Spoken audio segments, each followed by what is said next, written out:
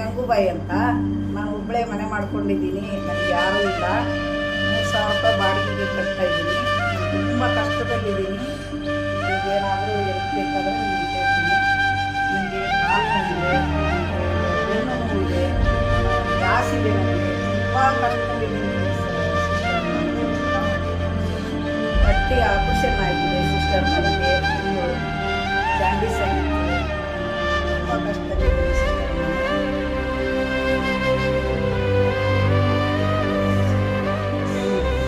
ನಾವು ಹಳ್ಳಿಯಲ್ಲಿ ಇದ್ದೇವೆ. ನನಗೆ ಇದು ಮಂಡೆ ನೋವು,